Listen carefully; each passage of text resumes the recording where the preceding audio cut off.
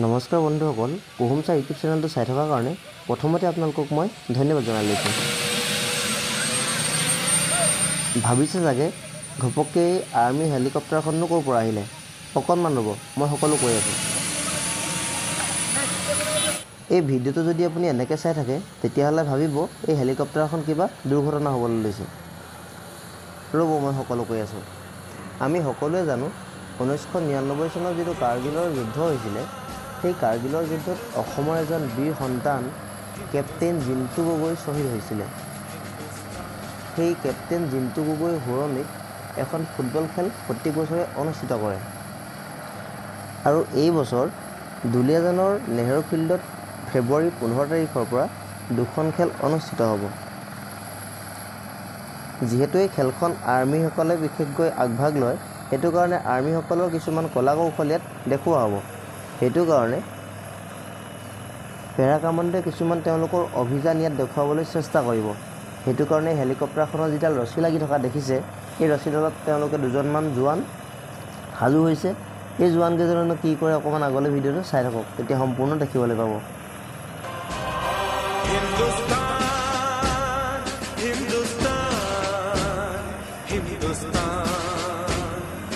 দুজন পাইলট সোমাই হেলিকপ্টাৰখন ষ্টাৰ্ট কৰিলে।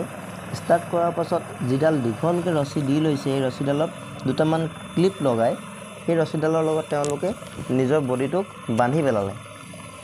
লাহে লাহে হেলিকপ্টাৰখনৰ স্পীড বঢ়াৰ পাছত এই জোৱানকেইজন সাজু হৈছে তেওঁলোকৰ নিজৰ পাৰদৰ্শিতাবোৰ দেখুৱাবৰ কাৰণে। তাৰপিছতে এই যিখন হেলিকপ্টাৰ ইয়াতে পৰি আছে চাবৰ কাৰণে বহুত মানুহ ইয়াতে ভিৰ হৈছে। তাতে কিছুমান পুলিচৰ মানুহেও সেই ভিৰ মানুহখিনি অলপ আঁতৰাবলগীয়া হৈছে। তাত আৰ্মি আছে, কেইবাজনো আৰ্মি আছে।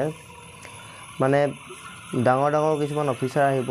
এতিয়াও আজিও এই প্ৰেক্টিছখিনি চাবলৈ কামাণ্ডেণ্ট অফিচাৰ কেইবাজনো আহি ৰৈছেহি যি নেহেৰু ফিল্ডত। এইটো হৈছে কিন্তু ৰ'জ গাৰ্ডেনৰ হেলিপেডত।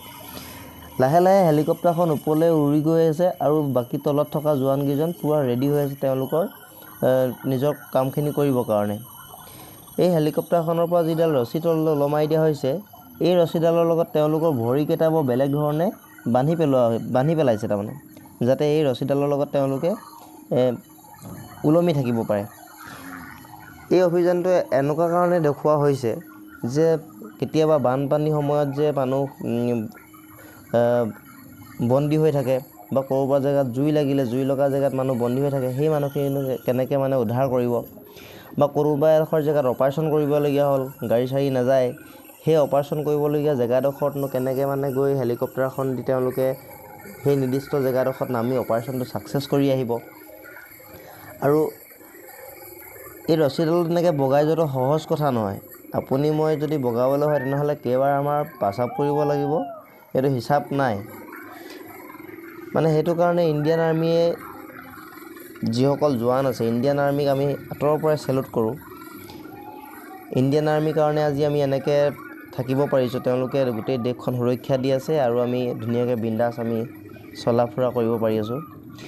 এনেকৈ তিনিজন সাহসী জোৱান হেলিকপ্টাৰখনত ওলমি উঠি গৈছে আৰু এই জোৱানকেইজন এপাক ঘূৰি আহিব, ঘূৰি কিনি আকৌ এইডোখৰ জেগাতে নামিবহি। আমি চাই আছোঁ এই যে জোৱানকেইজন উঠি গৈছে, তেওঁলোকে অকল যে মানুহকেইজন উঠি গৈছে সেইটো নহয়, তেওঁলোকৰ লগত গোটেই বুলেট প্ৰুফ জেকেট আদি কৰি এমুনেশ্যন আছে, আৰ্মছ আছে আৰু লগত এই পিঠিত যে বেগ নিচিনাকৈ এটা লৈ আছে, এই বেগটো কিন্তু বেগ নহয়, এইটো পেৰাচুট হয়। যদি কেনেবাকৈ এক্সিডেণ্টলি কিবা ৰছীডাল ছিঙি যাবলৈ হয় তেতিয়াহ'লে তেওঁলোকে নিজকে বচাবৰ কাৰণে পেৰাচুট খুলি লগালগ তেওঁলোকে ড্ৰাইভ কৰি সুৰক্ষিত হৈ ল'ব। ইণ্ডিয়ান আৰ্মি প্ৰত্যেকজন জোৱানলৈ চেলুট জনাইছোঁ। এনেকৈ যোৱাটো বাৰু আপোনালোকে দেখিলে। এতিয়া মই নমাটো দেখুৱাম ৰ'ব। আৰু যেতিয়া তেওঁলোকে নিৰ্দিষ্ট সেই জেগাডোখৰ পাবহি, যিটো অপাৰেশ্যনৰ কাৰণে তেওঁলোকে গৈছে বা যিটো কাম তেওঁলোকে কৰিছে, কামটো কৰাৰ পাছত যেতিয়া তললৈ নামিব বা কিবা অপাৰেশ্যন এটাৰ কাৰণে যেতিয়া তেওঁলোক তললৈ নামিব, কেনেকৈনো তললৈ নামিব, এনেকৈ জঁপিয়াইতো দিব নোৱাৰে। এনেকৈ লাহে লাহে হেলিকপ্টাৰখন তললৈ নমাই আনিছে। নমাই অনাৰ পাছত এজন এজনকৈ জোৱান ধুনীয়াকৈ তললৈ নিজৰ কণ্ট্ৰলত নামি আহিছে।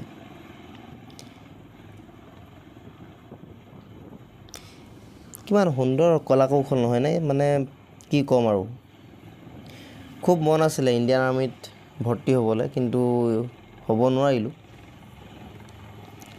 তথাপিও খুব সন্মান কৰোঁ খুব শ্ৰদ্ধা কৰোঁ যিসকল জোৱানে নিজৰ প্ৰাণক আগত থৈ আমাৰ দেশখন ৰক্ষা কৰি আছে শত্ৰুপক্ষক প্ৰত্যেক মুহূৰ্ততে প্ৰতিহত কৰিবলৈ সাজু হৈ আছে প্ৰত্যেকজন জোৱানলৈ প্ৰণাম জনাইছোঁ প্ৰত্যেকজন জোৱানলৈ চেলুট জনাইছোঁ ইণ্ডিয়ান আৰ্মি এটা নাম আছে পেৰা কামাণ্ডোৰ এটা নাম আছে তো যি 15 তাৰিখে যিটো প্ৰগ্ৰেম হ'ব সেই প্ৰগ্ৰেমৰ ভিডিঅ'খিনি মই আপোনালোকৰ আগত দেখুৱাবলৈ চেষ্টা কৰিম যিমান পাৰোঁ কেইবাটাও এনেকুৱা টেকটিকেল তেওঁলোকে দেখুৱাব প্ৰত্যেকটো ৰেজিমেণ্টে তেওঁলোকৰ কলা কৌশল দেখুৱাবলৈ চেষ্টা কৰিম যিমান দূৰ সম্ভৱ হয় সেইখিনি চাবৰ কাৰণে আপোনালোকে চেনেলটো ছাবস্ক্ৰাইব কৰি ৰাখিব এই ভিডিঅ'টো আগলৈ শ্বেয়াৰ কৰি দিব যদি চাই ভাল পাইছে লাইক এটা কৰিব কমেণ্ট কৰিব